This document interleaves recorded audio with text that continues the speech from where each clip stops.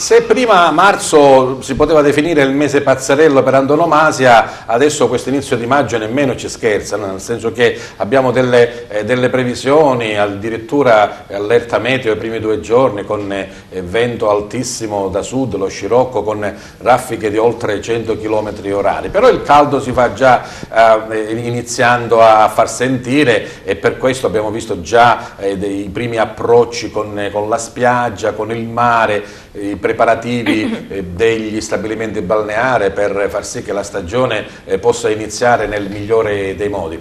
Un maggio che inizierà per la provincia di Agrigento dal punto di vista sportivo con l'importante appuntamento del Giro d'Italia dopo la partenza in Israele. Proprio le tappe italiane iniziano a Catania e la seconda tappa in Italia proprio parte da Agrigento per arrivare fino a Santa Ninfa. Insomma, sicuramente una bella vetrina per la nostra città, come l'è stato in questi giorni anche in altre trasmissioni importanti della RAI e di Mediaset, che hanno fatto vedere le cose belle che il nostro territorio riesce ad offrire.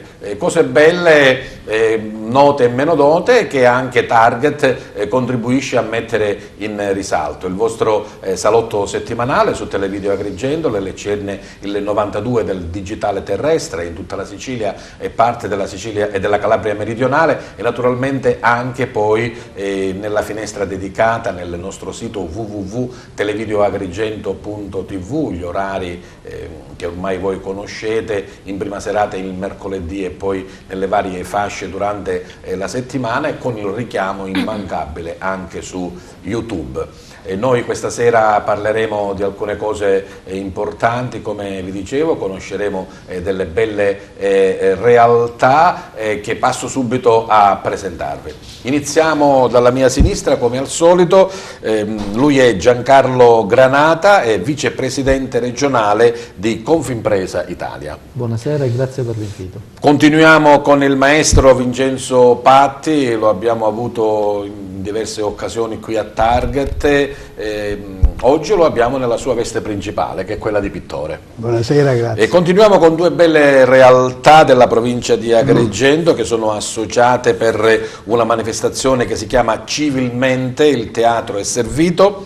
Lei è Antonella Civita dell'associazione Libera. Buonasera. Assieme ad Alessia Sciortino, che è direttrice dell'associazione Maschere Nude. Buonasera. Continuiamo con Giovanni Di Caro, parlamentare del Movimento 5 Stelle all'Arse, questi primi 6 mesi circa, insomma, di esperienza a Palermo. E poi Emanuele Farrugia. Elencare quello che lui fa sarebbe troppo lungo, noi mettiamo soltanto l'ultimo gravoso incarico che gli è stato affidato, ovvero quello di presidente del consorzio turistico Valle dei Templi di Agrigento. Buonasera a tutti. E poi la nostra ospite musicale, lei si chiama Angela Crapanzano, è della scuderia Palladium di Liaminei. Buonasera, grazie. E poi, se Gerlando per favore lo inquadra, abbiamo un altro ospite, questo meraviglioso quadro che sarà proprio l'autore a descriverlo, Vincenzo Patti. Chi è questo quadro? Che cosa rappresenta, Vincenzo? Allora, praticamente rappresenta il tipico paesaggio siciliano, quindi io ho dato un titolo che è La casa del poeta. Infatti abbiamo un balcone dove uno si affaccia e vede questo paesaggio così immenso, infinito, ricco di colori e di luce. Un paesaggio della campagna favarese? No, ma delle nostre contrade comunque. Era una casa completamente diroccata e poi io ho cercato di ricostruirla un po' cercando di seguire, diciamo, le tracce per come voleva andare la casa. E poi ci sono le pietre che non mancano, Vincenzo. E poi le pietre che oramai fanno parte forte in questo quadro, dove c'è questa pietra alla mia destra, diciamo, è un po' tridimensionale. Difatti un po', diciamo, per raggiungere questo effetto, diciamo, sono state utilizzate diverse tecniche. Questo comunque è un quadro a tecnica mista, misura 80 x 120. E E fa parte dell'ultima collezione E che fa stai parte- esponendo perfetto. a Medinova, al cortile Perfetto, sì. Vendivegna. La mostra ovvero che a ho Farm. organizzato lunedì, e quindi oggi che cos'è? Mercoledì, Già è 2 giorni partita, fa, insomma. quindi già è partita presso lo spazio Medinova all'interno della Farm e Cultura Parchi. Bene, Però lì- parleremo allora di questi tuoi quadri Sì, che un sì. po' richiamano quella che è il tuo essere pittore, ma sicuramente con qualche innesto di innovazione. con piacere. Dicevo, Giovanni Di Caro, 6 mesi circa da parlamentare, Giovanni, già siete entrati proprio a gamba tesa, nel senso che subito il lavoro, la finanziaria, quella regionale, non sono mancati gli scontri, insomma, poi l'essere Movimento 5 Stelle battagliero, insomma, è il vostro io, no? 6 mesi faremo il 15 maggio, perché io mi sono insediato con il gruppo parlamentare e tutti gli altri deputati il 15 dicembre scorso. Come dicevi tu, un intervento proprio a gamba tesa, perché appena insediati ci siamo subito scontrati con le lungaggini e le maglie del bilancio della regione siciliana, un bilancio veramente lacrime e sangue. Non sono mancate però le solite, noi le abbiamo chiamate le marchette di chi al momento si trova in aula a sostenere una maggioranza risicatissima del governo Musumeci. Alcuni A deputati... proposito del Musumeci, però diceva che anche lui insomma, voleva essere, diciamo così, da rinnovamento, da interpretare la politica e il governo regionale in maniera diversa. Sì, Musumeci in sé non è, io lo conosco per questo periodo breve come una persona molto seria e politicamente corretta. Il problema non è Musumeci, il problema è che Musumeci è sostenuto dai soliti noti. Ci sono deputati che mirano sistematicamente al proprio feudo elettorale e non guardano in faccia niente e nessuno, nemmeno i Insomma, problemi poi siciliani. il vostro essere 5 Stelle è quello d'attacco, insomma, non certo da difesa. Giancarlo, nel tuo periodo parlamentare hai conosciuto Musumeci? Sì, io lo conosco da tempo al presidente Musumeci, perché non solo nel mio periodo parlamentare, ma anche perché con lui abbiamo condiviso un percorso politico che ci ha visti insieme in Alleanza Nazionale, quindi lo conosco bene e, come diceva Giovanni Di Caro, è una persona che si apprezza per le sue qualità di serietà, di competenza e di assoluta rettitudine. Deve fare conti con gli amici, no? Cioè, lui dice, qua mi compagna mi patrona, si dice in Sicilia, no? Diciamo però la personalità del presidente Musumeci è tale che sicuramente, per come lo conosciamo, non si fa tirare la giacchetta da nessuno. Noi ti abbiamo invitato come vicepresidente regionale di Confimpresa Italia e vuoi tracciare un piccolo Sì. insomma, profilo di questa Allora, associazione? intanto Confimpresa Italia, lo dice lo stesso termine, è un'associazione datoriale che rappresenta la piccola e media impresa, però la grande intuizione della Presidenza nazionale è stata quella di estendere la rappresentanza anche alle attività autonome, alle partite IVA in genere, al lavoro e alle attività professionali. Quindi è una realtà nuova per la Sicilia e quindi anche per la provincia di Agrigento. Quindi un lavoro anche di organizzazione sul territorio. Infatti, certo. Confimpresa Italia proprio nasce da questa esigenza avvertita di dare un'ulteriore rappresentanza alla piccola e media impresa, ma ripeto anche ai lavoratori autonomi. Il tuo incarico di vicepresidente regionale naturalmente ti porta in giro per la Sicilia, insomma, parleremo Sì. anche di alcune realtà. Devo dire che siamo proprio in una fase siamo un po' a macchia da leopardo. in una fase di costituzione. In Sicilia la Presidenza aveva bisogno di interloquire, di appoggiarsi ad persone che rappresentassero i vari livelli istituzionali. Io sono in questo contesto, nella mia qualità non di imprenditore ma appunto di professionista, di avvocato, e devo dire che nell'arco di un mese, ad aprile,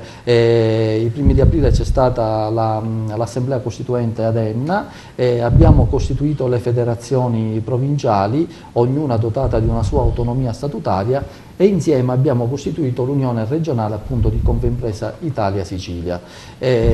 Abbiamo in programma diverse attività. Ne parleremo durante il corso della nostra trasmissione. Benissimo. Conosciamo adesso, come dicevo, queste due belle realtà. Associazione Libera la conosciamo, insomma, è contro le mafie, contro tutte le mafie a livello nazionale ed oltre, e l'associazione Maschere Nude invece è più localizzata. Alessia Certino. Sì, l'Associazione Culturale Maschere Nude si occupa di teatro. Noi abbiamo voluto creare questa rassegna insieme a Libera e a Darci John Belushi. Questa rassegna di teatro civile è un teatro che comunque, anche se affronta delle tematiche serie, viene trattato con ironia e con molta originalità. Prima di parlare di questa rassegna, parliamo un po' di Maschere Nude.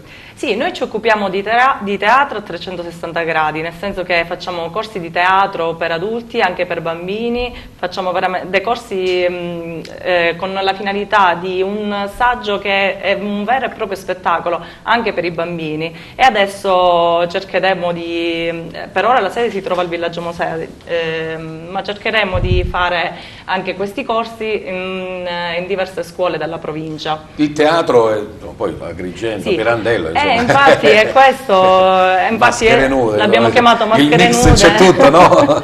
proprio per rendere onore a Pirandello, siamo molto affezionati. E quindi la collaborazione di Maschere Nude con Libera, che prende subito in balzo la palla e dice sì, andiamo avanti. Sì, Libera ha avuto l'occasione di conoscere questa realtà di Maschere Nude, e non solo, perché come diceva prima Alessia stiamo collaborando anche con il circolo Arci John Belushi. E devo dire che da tempo che Libera sul territorio cerca di fare rete e quindi di intessere relazioni anche con altre associazioni. Cioè, tutto quello, insomma, che fa cultura e che porta avanti assolutamente, anche perché è vero che Libera fa tante battaglie importanti, ma è pur vero che a partire dalla cultura si può cambiare la mentalità delle persone, si può sensibilizzare le persone, e questo è importantissimo. Quindi partire dal basso, ma nel senso di partire dalle persone prima di poter fare dei grandi cambiamenti. Libera, Maschere Nude, Joe Belushi e questa rassegna teatrale. La state portando avanti già con tanto entusiasmo. Sì, sì, ormai ci stiamo lavorando da diverso tempo e domani inizieremo con il primo spettacolo, Sono nato per volare. Parleremo di tutto il cartellone che si tiene alla Posta Vecchia, giusto? Al Teatro della Posta Vecchia. Al Teatro della Posta Vecchia, bene. Dicevamo nella presentazione di Emanuele Farrugia le sue tantissime molteplici attività e impegni dal punto di vista sociale, culturale, lavorativo. Adesso arriva anche la presidenza del Consorzio Turistico Valle dei Templi, un lavoro, diciamo un prosieguo, ecco, chiamiamolo così, Emanuele. Sì, abbiamo rinnovato il CDA con delle figure importanti, le voglio ricordare perché sono veramente il top in provincia: Claudio Castiglione, che rappresenta le guide turistiche, Gero Bellavia, i tour operator, Pierfilippo Spoto, poi c'è Paolo Pullara, gli albergatori, insomma un po' tutta la filiera del mondo del turismo, che in questo momento qui ad Agrigento stiamo vivendo un momento difficilissimo, di grande difficoltà, dovuto al fatto... Ci dicevano che i numeri erano in lievitazione, però... Sì, assolutamente sì, però in lievitazione relativamente alla Valle dei Templi, ma poi bisogna far notare che la valle è lontanissima dalla città. La nostra battaglia è quella di far avvicinare la Valle dei Templi alla città, per cui sono due percorsi completamente diversi, lontani tra loro, e non c'è niente e nessuno che in questo momento sta lavorando per metterle assieme, per cui questo è il nostro impegno. E per ora camminiamo con gli occhi bassi, perché mortificati per tutto quello che sta succedendo. C'è l'immondizia, i sacchetti, i famosi sacchetti che ci sono per le strade, che ci stanno mettendo in grandissima difficoltà. A giorni tutte le associazioni cittadine si riuniranno perché vorremmo confrontarci con l'assessore e il sindaco perché ciò non avvenga più, cioè non è possibile avere questa sporcizia in tutta la città, al di là di tutte le ragioni che possano esistere. Vanno bene i vigili urbani che prendono le multe, vanno bene i controlli del territorio, ma non deve esistere una città così sporca, perché proprio il mondo del turismo ci chiede pulizia, ci chiede sicurezza, ci chiede la bellezza di questo territorio. Bene, parleremo delle iniziative che il Consorzio vuole portare avanti da qui nel prosieguo. Adesso si apre la stagione estiva, insomma abbiamo anche una marcia in più da poter inserire, no Manuel? Ma assolutamente sì, ci sono degli appuntamenti importanti già nel nostro, diciamo, nel non programma. Adesso, me lo dici dopo, Va bene, okay. Perché voglio conoscere, anzi voglio far conoscere ai nostri telespettatori anche la nostra ospite musicale, dicevamo Angela Crapanzano della grande scuderia di Liaminio, l'Accademia Palladium. Angela, parlaci un po' di te, dai. Io ho tanti hobby, diciamo, e quello che prediligo è il canto, assieme anche alla pittura. Maestro, quindi abbiamo già sì. Ho visto, per questo guardavi con attenzione il quadro che hai accanto. Sì, io sono attratta molto da tutti gli aspetti, diciamo, artistici. Il canto è quello che prediligo perché comunque canto da tanti anni, ho iniziato, come lei ha detto, da Liaminio tanti anni fa. Diciamo che continuo un po' come autodidatta, ho diciamo, tutti gli attrezzi a casa mia. Ne approfitto sempre per cantare ovunque me lo chiedano. Ci sono state delle esperienze anche con pubblico, diciamo? Sì, diciamo che ho cantato in tanti spettacoli, ho partecipato anche a dei concorsi, tra cui quello, diciamo, più importante era con, diciamo, Mogol, dove sono stata selezionata, sono arrivata in finale nei primi 10 o 6, non mi ricordo bene, a Sciacca un paio di anni fa. Questa, diciamo, è stata una bellissima esperienza. Per il resto, diciamo, continuo a cantare, mi gestisco sì, che va bene, mi gestisco, diciamo, tutti gli hobby che ho in modo, diciamo, da... L'importante è avere sempre tante cose da fare. Certo, da tenermi sempre impegnata, infatti. Sicuramente.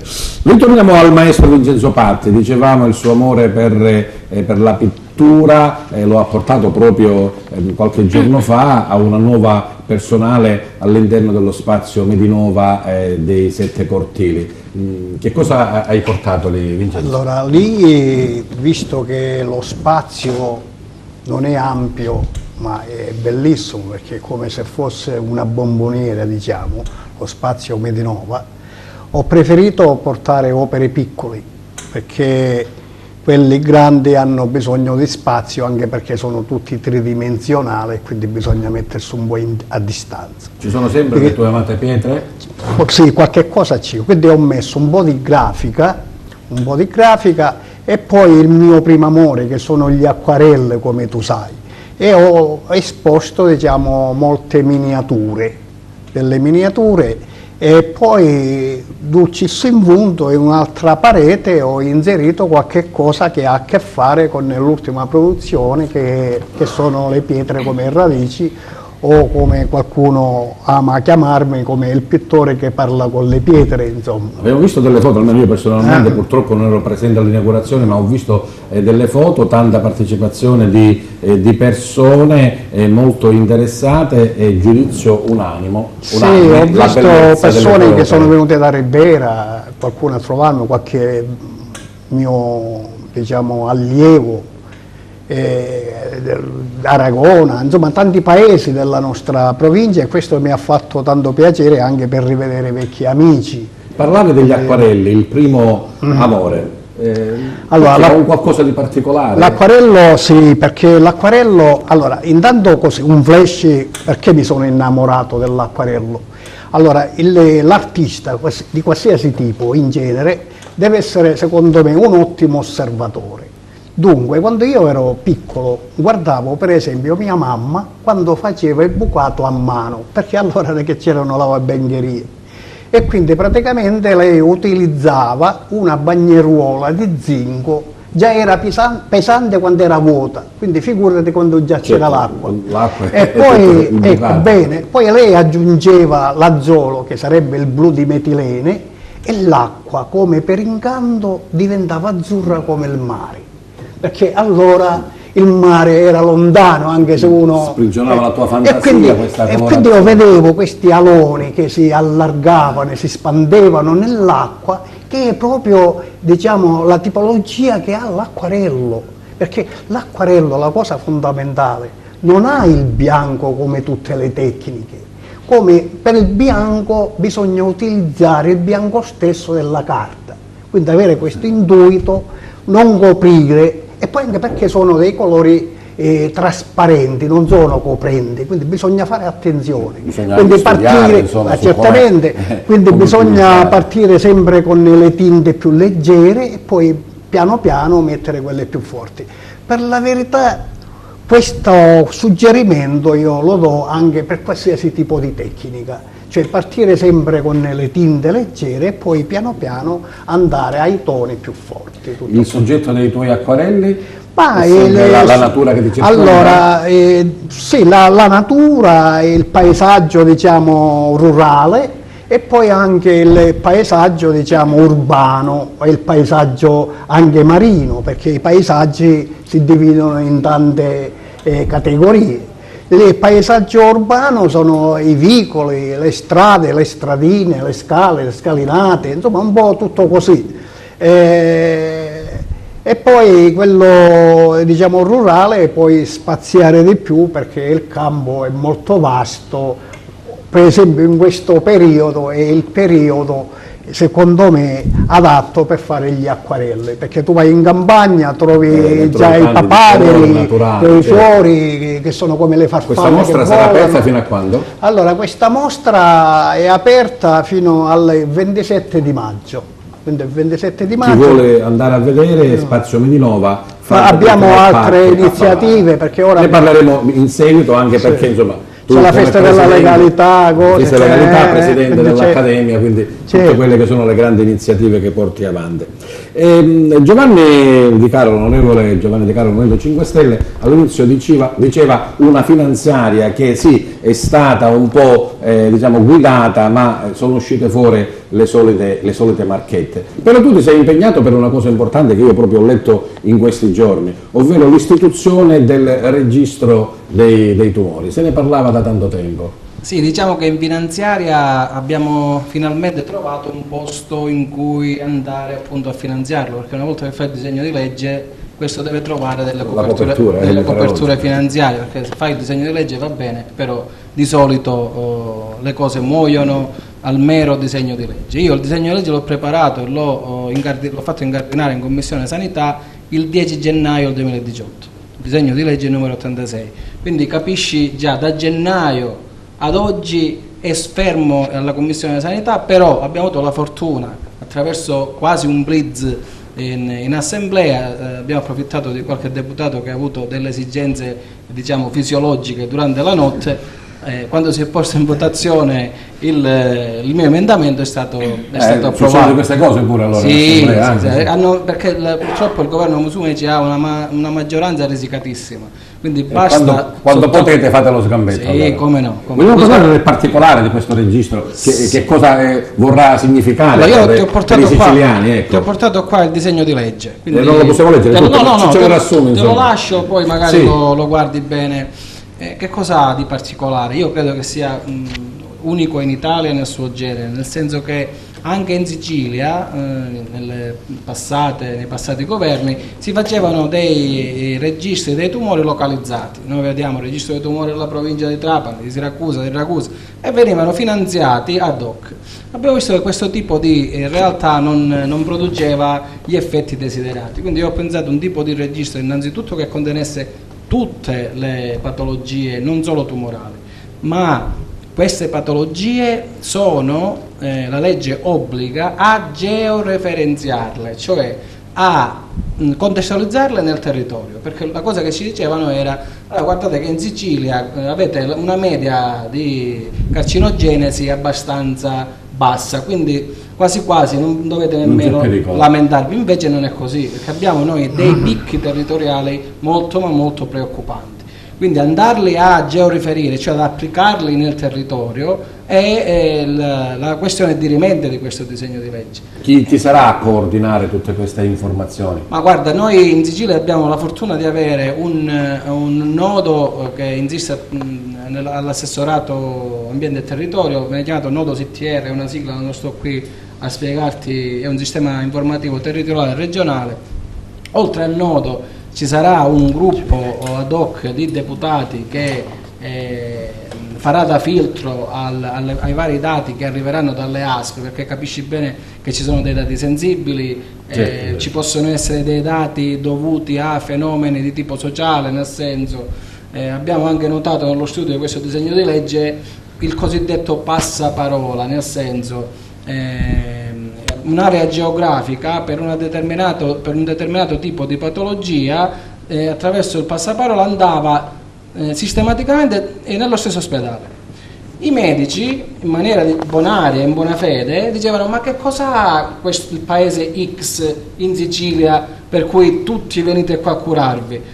Non aveva nulla, perché praticamente tra amici, parenti eccetera, col semplice passaparola questo tipo di dato veniva evidenziato, ma alla fine non c'era nulla di preoccupante. Altri dati invece più preoccupanti sono quelli legati per esempio al territorio di Gela, al territorio alcuni paesi del Siracusano, anche dalle nostre parti. Petrochimiche? Sì, purtroppo sì, che attaccano determinati tipi di fanno aumentare determinati tipi di tumore. Anche dalle nostre parti c'è qualcosa di leggermente preoccupante in determinati settori dell'anatomia umana, però il disegno di legge è uno strumento utile dal punto di vista informativo alla comunità scientifica, ma utile anche, noi non dobbiamo dimenticare che la regione siciliana per una buona parte del bilancio finanzia la sanità. Questo disegno di legge serve anche da orientare i decisori, che poi sarebbero chi fa le leggi e chi decide, a dove attenzionare per determinate tipologie di fenomeni. Cioè, se io ho un territorio in cui geograficamente mi salta fuori che emerge un certo tipo di patologia, posso andare ad attaccare e capire perché. Noi abbiamo avuto un caso, tu sei di Favara come me, in una scuola media, la scuola media Amendola, e ha avuto diversi professori di educazione fisica morti per quasi lo stesso tipo di patologia. Se ti ricordi, nei pressi della palestra del campo c'era un trasformatore vecchio dell'Enel che perdeva una sostanza che funzionava da isolatore. Questa sostanza era altamente cancerogena. Quindi può essere, ci sono delle grosse possibilità locali che questo tipo di patologie siano state causate da questo tipo. Il registro dovrebbe insomma mettere chiarezza e poi indurre anche chi di competenza ad intervenire sul territorio. Ritorniamo a Confimpresa Italia, diceva Giancarlo Granata, da poco tempo sul territorio, già sta iniziando a radicarsi. La peculiarità è quella di non avere solo imprese ma liberi professionisti. Avete già questo riscontro? Ecco. Ma diciamo appunto ci siamo costituiti da circa un mese e quindi questa occasione è buona per invitare quanti interessati e in provincia di Agrigento una realtà che ha le sue ombre ma anche le sue luci. E dal punto di vista dell'economia economico-sociale vi sono diverse realtà interessanti dal punto di vista imprenditoriale, del commercio e quindi a loro ci rivolgiamo per diventare, al pari di altre associazioni datoriali, un punto di riferimento. Ma un'associazione datoriale che cosa offre ai suoi associati? Benissimo. Perché l'associato dovrebbe iscriversi? Intanto abbiamo ritenuto opportuno, anche seguendo le indicazioni della Presidenza nazionale, di organizzarci in federazioni e diciamo la rappresentativa, quindi il commercio, il dettaglio, la grande distribuzione, i venditori ambulanti, il turismo, il settore alberghiero, il terziario e i servizi. I servizi sono tanti. Intanto la Confimpresa Italia ripeto, non è la sola, ma al pari di tante altre associazioni datoriali, è portatrice intanto di un contratto collettivo nazionale multisettore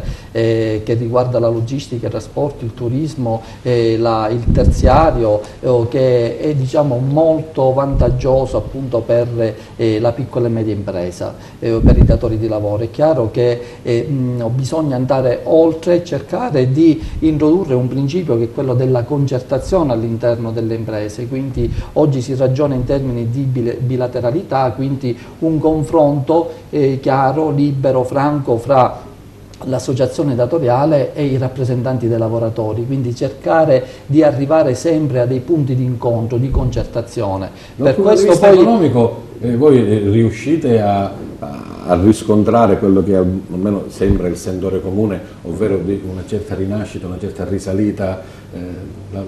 Ma noi nasciamo proprio in Sicilia per rispondere a questa esigenza, che è un'esigenza avvertita di dare ascolto davvero alla piccola e media impresa, cioè gli imprenditori oggi chiedono... Che poi sono le vere fondamenta dell'economia italiana, no? Appunto, e devo dire che mettendomi da questa parte, cioè dalla parte della tutela di chi fa impresa, di chi è lavoratore autonomo, di chi in generale rappresenta le partite IVA, devo dire che è più esaltante, perché si vivono davvero quelli che sono i bisogni e le esigenze degli imprenditori, che alla fine sono sempre gli stessi, cioè l'imprenditore, il libero professionista ha bisogno di essere davvero ascoltato, di essere rappresentato, di essere tutelato nelle sue esigenze, di conoscere le opportunità che ci sono. E dicevo che in questo senso... Si parlava di un maggiore accesso al credito, di una minore imposizione che a volte... Infatti al di là dei servizi, stavo dicendo, quindi c'è il contratto collettivo, c'è la conciliazione, perché siamo anche Camera di Conciliazione, si erogano i servizi di formazione anche online in ossequio al decreto legislativo 8108, quindi sulla sicurezza, c'è un centro studi di ricerca, c'è un'assistenza legale e fiscale per le imprese dal punto di vista anche di quelle che sono le opportunità di finanziamento, però vogliamo porre al centro anche del dibattito politico-istituzionale delle questioni forti che riguardano la tutela degli interessi degli imprenditori, dei commercianti e di coloro i quali fanno impresa. Che non si arrivi per esempio anche a quello che è stato fatto proprio in questi giorni dalle Iene, no? Cioè l'imprenditore che vanta un credito di oltre 4 milioni di euro dallo Stato e viene posto in fallimento e gli tolgono pure la casa, insomma. E infatti dico, noi ci confronteremo con il governo della regione, ed è per questo che la Presidenza ha voluto anche che io, Bontaloro, rivestissi il ruolo di vicepresidente regionale, perché sottoporremo all'attenzione anche del Presidente Musumeci, ma di tutte le forze politiche indistintamente alcune questioni. Per esempio la fiscalità di vantaggio, che è stata una bella intuizione, quella di dare vita alle cosiddette zone franche urbane.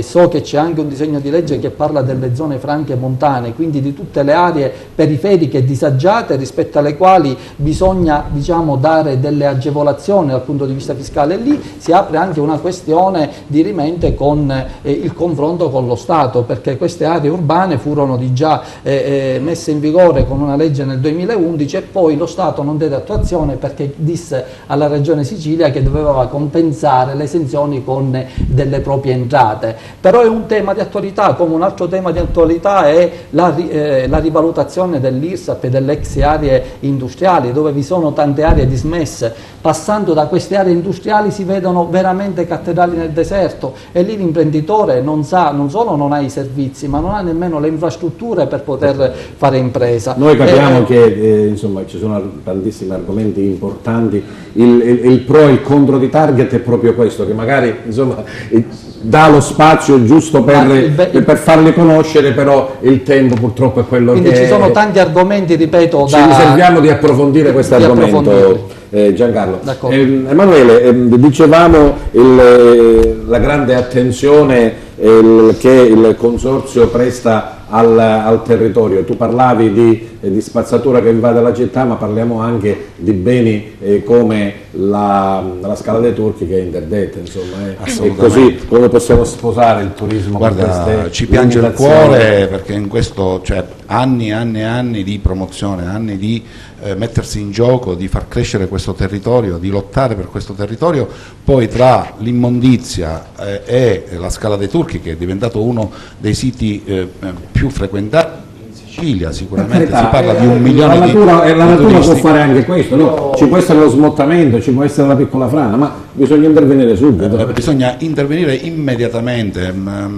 Guarda, noi anche sui social siamo intervenuti, perché non è possibile dormire su questo, non è possibile che dietro ci possano essere delle strumentalizzazioni politiche. A noi interessa offrire il meglio del nostro territorio, e sicuramente la Scala dei Turchi è un attrattore al pari della Valle dei Templi, definito dagli altri. Cioè, molta gente viene ad Agrigento non solo per la Valle dei Templi, ma viene anche per la Scala dei Turchi, per cui è veramente ingiusto non tener conto di questo, e io ritengo che tutte le autorità che se ne occupano si debbano interessare come se fosse un cataclisma, perché questo è un cataclisma, ripeto, anni e anni di attenzione al territorio, di lavorare dietro a questi argomenti, e poi tu ti ritrovi con la Scala dei Turchi chiusa, dove non è possibile accedere, con in più le multe che ti fanno, perché giustamente ci sono le ordinanze e vanno rispettate. Poi ti ritrovi una città come quella di Agrigento immersa dall'immondizia, diciamo dagli incivili, però ripeto, vero è che ci sono gli incivili, ma è anche vero che ci deve essere un'organizzazione che deve saper rispondere a quelle che sono le esigenze del mondo del turismo. Noi a giorni faremo veramente una battaglia molto dura su questo, non è possibile rimandare, immediatamente bisogna intervenire, e chiediamo al sindaco, all'assessore, a chi se ne occupa, anche di investire i soldi della tassa di soggiorno, per cui la tassa di soggiorno va utilizzata per il bene del mondo del turismo.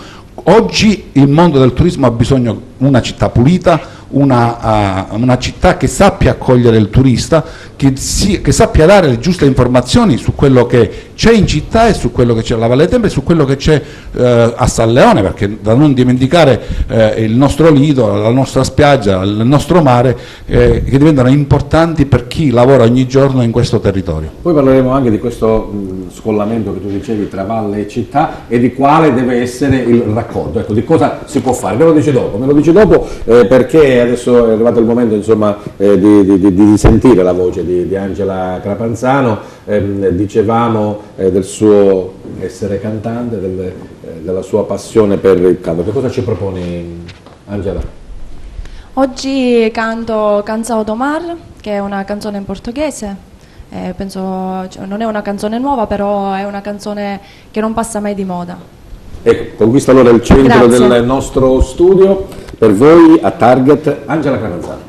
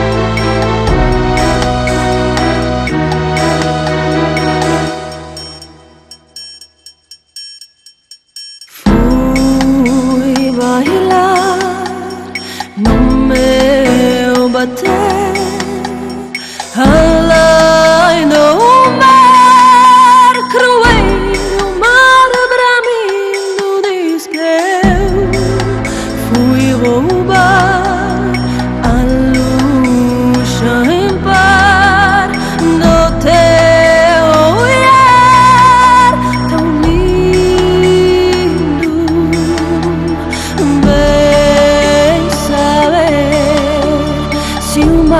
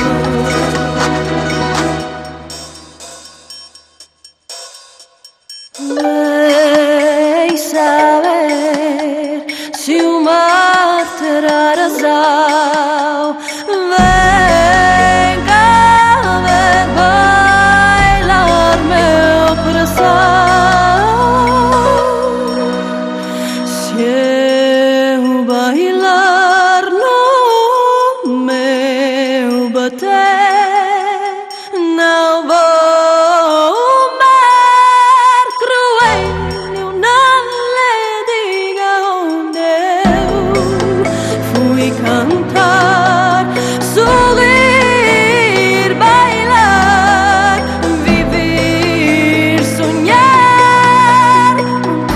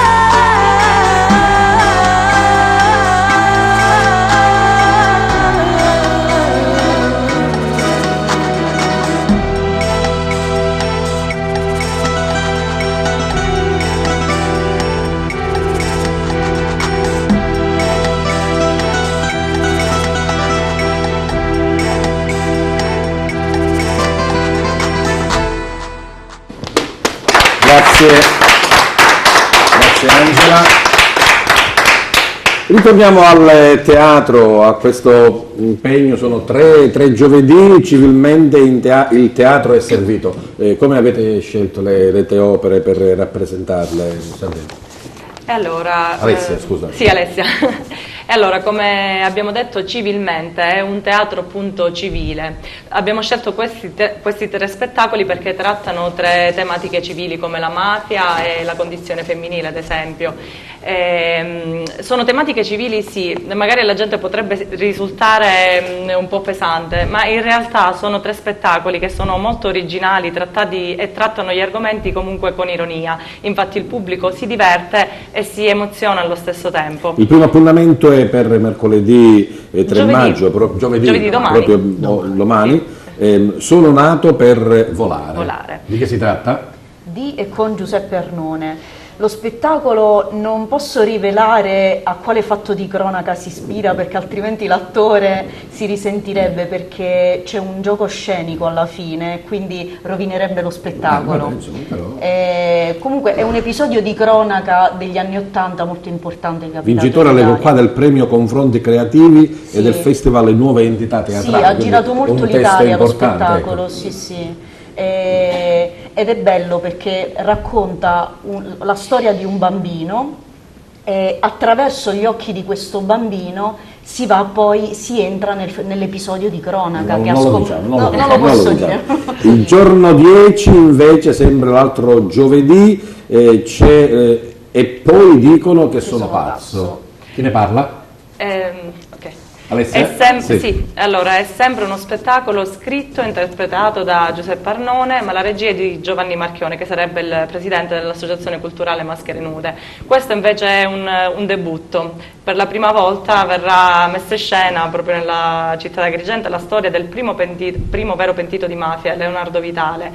È una storia molto forte, però sapranno, diciamo, intrattenere il pubblico raccontando questa storia da diversi aspetti, dagli aspetti, diciamo, della vita, di qual era la vita di Leonardo Vitale e le emozioni che provava.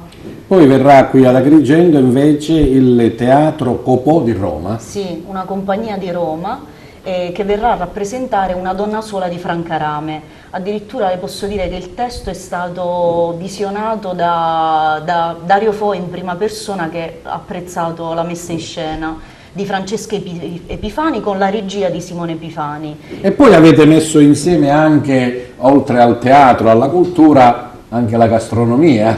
Sì, perché le cose a tavola vengono meglio? No, allora vi spieghiamo qual è il nostro obiettivo. Allora, intanto vorrei dire che comunque l'obiettivo che ci poniamo è quello di portare più gente possibile a teatro, perché il pubblico agrigentino non può non amare il teatro, e perché vogliamo vogliamo diciamo, sensibilizzarlo ancora di più, facendogli capire che il nostro non è un hobby, ma è un vero e proprio mestiere, perché tante volte viene sottovalutato e non apprezzato, ma noi lavoriamo tutti i giorni, anche facendo orari, diciamo, facciamo le ore piccole pure, perché siamo degli stacanovisti e perché ci teniamo a raggiungere certi obiettivi, e anche per questo lo chiamiamo il teatro civile. E il teatro è servito, non è che vengono meglio con le cose da mangiare, in realtà vogliamo regalare questo momento al pubblico, perché lo spettacolo deve fare crescere il pubblico, ma il pubblico deve fare crescere noi, quindi questo deve essere un momento anche di confronto, sì, di confronto, esatto, certo. Esatto, vogliamo sapere quello che pensa il pubblico di noi. E poi insomma il prezzo è bassissimo, sono 10 euro a spettacolo. Sì, addirittura c'è la possibilità di fare l'abbonamento, chi volesse vederli tutti e tre gli spettacoli, come se il terzo fosse gratuito, perché costa solamente 21 euro. E a proposito di teatro, Emanuele, è finita la stagione del Pirandello, ci sono state delle produzioni, anche la produzione, quella diretta della fondazione, insomma. Quest'anno è una grande stagione, Sì. ancora non è finita, c'è l'ultima rappresentazione teatrale, Luna Pazza, una produzione vedevo del che era Teatro quella Pirandello con Gaetano Aronica e Marco Savatteri, è fuori abbonamento questo, però quest'anno abbiamo avuto veramente... alla stagione sì, è fuori di abbonamento, ecco. però continua tutto il resto. Quest'anno I è numeri stata... sono stati confortanti? Sì, quest'anno è stata una stagione esaltante, devo dire, perché al di là della stagione che è andata molto bene per numero di abbonati, abbiamo avuto una grandissima stagione di matinée per le scuole.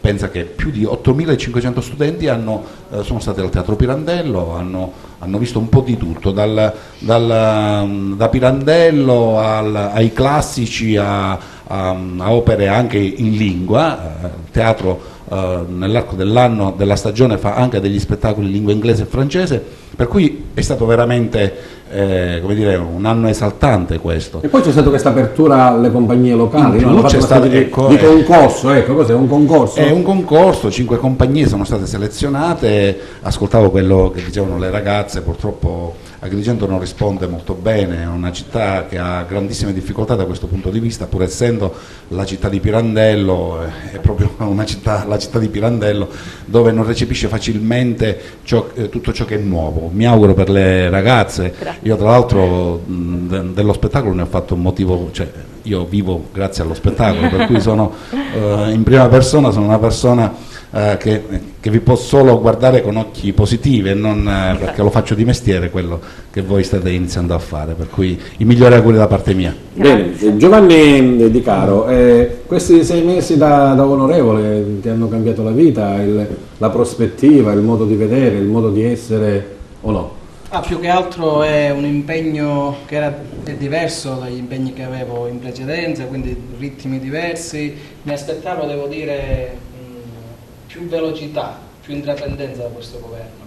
Abbiamo un'emergenza rifiuti, non abbiamo un piano regionale per i rifiuti, emergenza idrica, emergenza lavoro. Bene, tutte queste emergenze non sono aggredite in maniera sufficiente. Abbiamo una politica lenta che aggiorna le aule e le sedute in maniera pigra, quasi come se Cos'è la battuta della Juventus?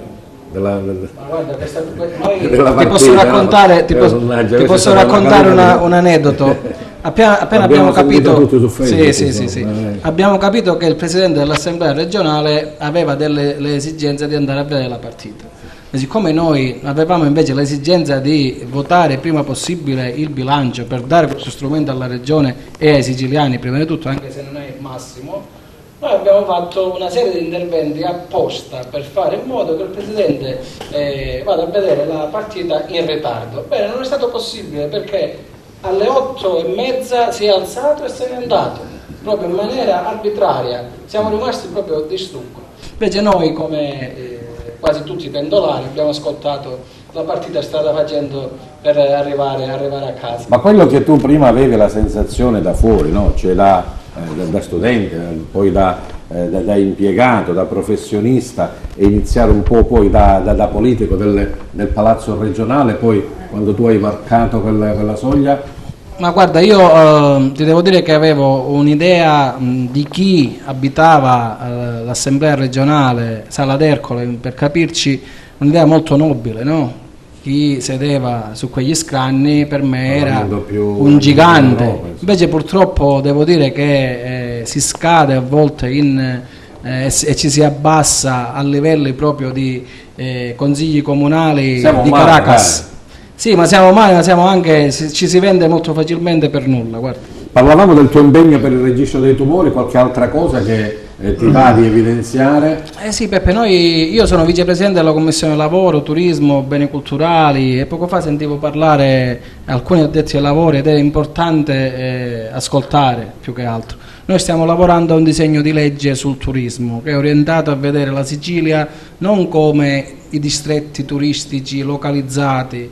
Il turista quando viene in Sicilia viene nell'isola di Sicilia, non viene ad Agrigento, a Palermo, a Catania, ci viene a visitare e noi dobbiamo essere pronti a questo. Finora l'enorme patrimonio culturale che abbiamo, le risorse che ci ha dato la natura, tutto quello che abbiamo, secondo me non ce lo siamo meritati, perché ci diceva giorni fa un esperto americano che frequenta ogni tanto la regione, si chiama Jesse Nash, voi non dovete fare nulla.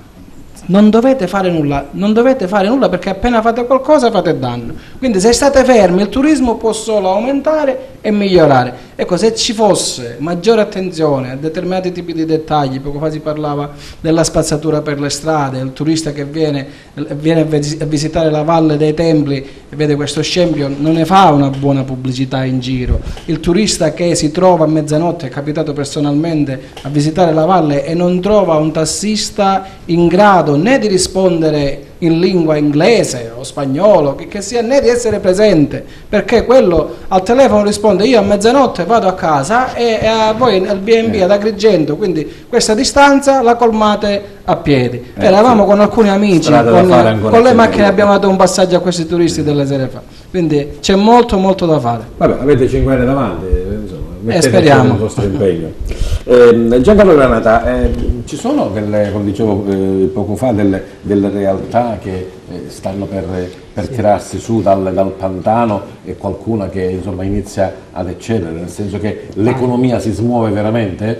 Sicuramente ci sono delle eccellenze anche nel nostro territorio, nella nostra provincia, sicuramente nel settore enogastronomico, ma anche nel settore dell'accoglienza turistica, della promozione, nel settore della piccola distribuzione vi sono anche delle realtà innovative, vanno incoraggiate, vanno sostenute ed è per questo che noi avvieremo un tour nei vari paesi della provincia, avendo come riferimento le città appunto dei collegi che riguardano il nostro territorio, quindi giovedì saremo a Licata, poi faremo un incontro con alcuni amici imprenditori e liberi professionisti della zona montana, poi nel mese di giugno abbiamo in programma un incontro con altri imprenditori e commercianti interessati della zona di Sciacca, perché questa è la fase nella quale ci dobbiamo far conoscere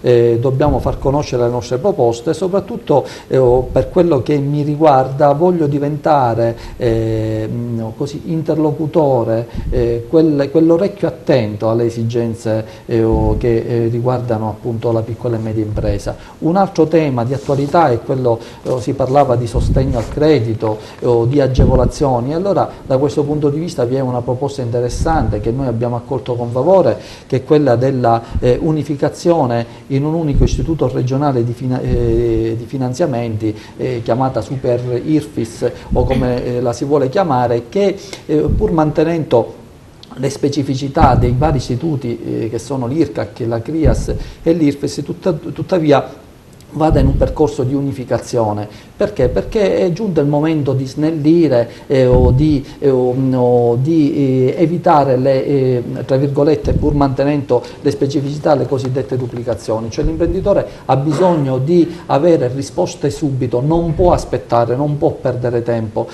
perché oggi l'economia è un'economia che va velocissima e quindi ha bisogno di avere riscontri oggettivi. Da questo punto di vista anche il sistema delle infrastrutture in provincia di Agrigento per certi versi lascia a desiderare, abbiamo tutta una zona montana che è assolutamente marginale, ed è per questo che insieme associazioni datoriali, associazioni rappresentanti dei lavoratori, buona politica, dobbiamo fare un tavolo di concertazione che riguarda lo sviluppo della nostra provincia. Bene, Vincenzo Patti, oltre a essere pittore nel suo io, è anche il direttore dell'Accademia comunale che ormai da tanto tempo si interessa non solo, diciamo, di effetti culturali ma anche di aspetti sociali. Il prossimo impegno è quello con la festa della legalità, 10° anno, Vincenzo. Sì, allora l'Accademia intanto quest'anno già ha compiuto i suoi 20 anni, quindi 20 anni di attività, ed è una struttura apertamente comunale, quindi già, voglio dire, i meriti vanno a tutte le amministrazioni a partire dal lontano 1998 a oggi, per la grande disponibilità profusa. Sì, ma poi il lavoro l'hai fatto tu e i tuoi allievi, certo, insomma. Perfetto, ma però hanno dato loro la disponibilità, diciamo, la logistica, tutto quello che serve per mantenere la scuola. Quindi praticamente... Voi state preparando... Allora sì, allora noi giorno 6 la dottoressa poco fa mi ha colpito una sua frase, che si può fare benissimo legalità con la cultura, ovvero la cultura della legalità.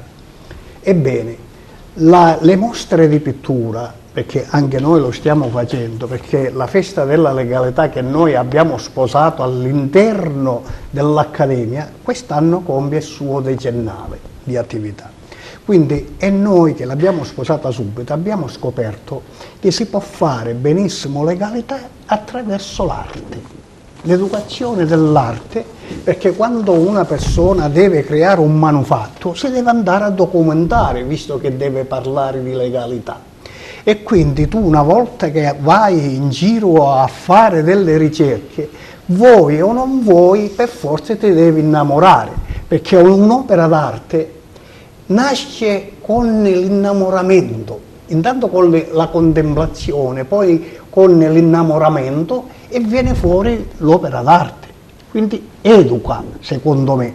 Quest'anno noi già, come tutti gli anni d'altronde, abbiamo quasi completato la nostra maxitela. Noi ogni anno... È una tela a più mani, esatto, Emanuele, praticamente tutti i ragazzi, e meno ragazzi, no Vincenzo? Sì, ragazzi certo, e meno ragazzi, affrontando il tema della legalità con la madrina che è un'arma oppure un corpo dello Stato, a più mani si realizza questa meravigliosa tela con il soggetto che quest'anno... No, ancora quest'anno non l'abbiamo svelato. Vabbè, però è l'arma dei carabinieri, no? Non l'abbiamo svelato. Non si può dire, poi la festa è ufficiale, lo sappiamo, che la festa è per l'arma dei però carabinieri, faremo poi la scopertura della maxitela giorno 11. Lo troveremo poi intanto giorno 6 abbiamo però un'estemporanea di pittura che è contemporaneamente anche una collettiva di pittura. Quindi l'Accademia quest'anno accoglie diversi allievi per modo di dire, ma ci sono persone già grandicelle di tanti paesi. Ogni anno, per la verità è così, di tanti paesi dell'Agrigentino, di Aragona, di Ragalmuto, Grotto, insomma un po' tanti paesi. Addirittura abbiamo avuto allievi di Ribera, qualcuno addirittura di Sciacca, delicata tantissimo. Ma sono tutti alle prime armi o già il pennello lo sa tenere, insomma, in mano? Diciamo che la scuola non vuole, non è una fabbrica che vuole creare artisti, ma quantomeno dare quelle indicazioni, indispensabili per poter iniziare. Quindi quando parte un corso di pittura, solitamente noi io parlo al plurale, noi non ci basiamo su quello che uno sa fare o non sa fare. Si parte direttamente da zero, con la presentazione dell'album da disegno, parliamo della grammatura della carta, perché la carta è fondamentale rispetto a quello che poi deve andare a creare. Ci sono diversi tipi di carta, per esempio quando si lavora ad acquarello, guarda, abbiamo un'infinità di carte, di grammature, tipi diversi, eccetera, Quante eccetera. persone sono passate in questi Allora, 20 anni? non farmi dare pure numeri, perché, allora, 20 però anni, in un migliaio di persone? in 20 anni, diciamo, no, perché poi dicono in giro Vincenzo Patti ora dà pure i numeri. No, come ci sto io, come ci sto io. Però voglio dire, da 20 anni abbiamo, diciamo così, coinvolto tantissime persone di tutte le fasce d'età e di tutte le categorie, a partire dai ragazzi, io li chiamo bambini, dai 9 a 12 anni senza limite d'età. Abbiamo avuto muratori, trattoristi, medici, ingegneri, architetti, impiegati, insegnanti tantissimi che per migliorare la loro performance nel mondo della scuola hanno frequentato e continuano a frequentare tuttora, diciamo, la nostra scuola. Qualche allievo ha superato il maestro Ninja? Ma io mi auguro di sì, però ti devo dire che c'erano delle persone che magari erano indecise o che avevano quantomeno abbandonato l'idea dell'accademia, eccetera, e poi dopo si sono laureati. Quindi, ma al di là, voglio dire, del fatto se uno poi impara o non impara, secondo me il discorso fondamentale è lo stare assieme, cioè il rapporto che si viene a creare e poi diciamo, più che scuola io la considero oramai una grande famiglia. Una famiglia, questo. Quindi, bene, non ci hai voluto dire cosa fare. Purtroppo non lo voglio sapere più, basta, lo voglio vedere poi in diretta anch'io. Manuele, qualche puntata dei misteri. qualche secondo per dirmi come si deve raccordare la valle con la città. Ma lo hai detto bene tu, la nostra idea. Sì, hai citato poco fa i taxi, è un momento importante i taxi, per esempio. Noi siamo convinti che il servizio taxi è un servizio pubblico, quindi va gestito dall'amministrazione. Come c'è una tariffa specifica che fa Valle dei Templi, quindi Porta Quinta, con Tempio di Giunone per il trasferimento dei turisti che vedono la valle da Giunone a scendere, riteniamo che sia giusto fare una tariffa fissa dalla Valle dei Templi alla città e una cosa? Va bene, è una tariffa fissa dalla Valle dei Templi a San Leone. Per noi diventa indispensabile poter portare le migliaia di persone che arrivano alla Valle dei Templi. Noi parliamo di numeri stratosferici, stiamo arrivando a 1 milione di turisti nella Valle dei Templi. Sì, ma la città offre qualcosa? La città deve offrire qualcosa. Allora, ripeto, c'è una nuova intanto c'è un fatto nuovo che è la tassa di soggiorno. Se tu pensi che la tassa di soggiorno dal 15 luglio al 31 di dicembre del 2017 ha incassato ben 380.000 euro, soldi che non esistevano, essere reinvestiti nel mondo del turismo, quindi prevediamo, è obbligatorio investirli nello stesso è assolutamente obbligatorio, per noi è obbligatorio, staremo attenti, io faccio parte anche della consulta sulla tassa di soggiorno, staremo attenti a come vanno spesi i soldi, per cui già abbiamo deciso le percentuali per come andranno spesi, quindi promozione, arredo urbano ed eventi che si devono svolgere in città, questo per accelerare quelli che sono, ecco, che sia fare avvicinare la città con la Valle dei Templi. Ma c'è un altro fatto importante di cui bisogna parlare, che è la riapertura del Palazzo dei Congressi. Questo per noi è un momento importante, questo ci porterà la possibilità di ampliare l'offerta turistica, di essere presenti nel mercato mondiale del turismo congressuale, però naturalmente tutto questo è importante se ci sono intanto le risorse, quindi investite nel mondo della promozione. Aspettiamo la quinta commissione di cui il nostro deputato fa parte, che finalmente possa deliberare il piano propaganda della Regione Sicilia, che ad oggi non è ancora stato deliberato. Speriamo che a giorni dopo il bilancio sia la prima cosa da fare, perché il piano propaganda è la vita del mondo del turismo in Sicilia e dipende da loro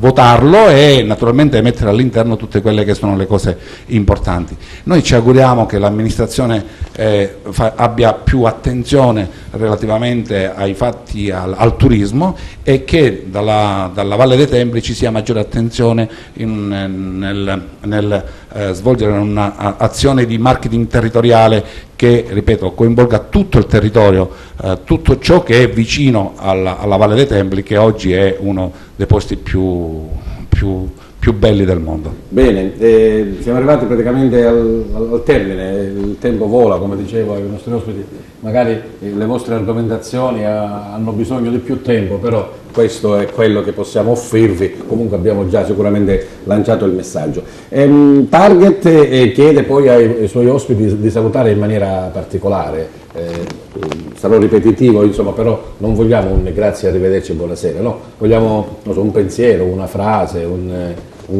qualcosa, una citazione che possa anche caratterizzare la vostra azione, il vostro essere, e che naturalmente deve essere però positiva, perché noi il bicchiere lo beviamo mezzo pieno. Nel mentre ci pensate, non posso lasciarmi sfuggire l'occasione di avere qua Giovanni Di Caro per una piccola punzecchiatura.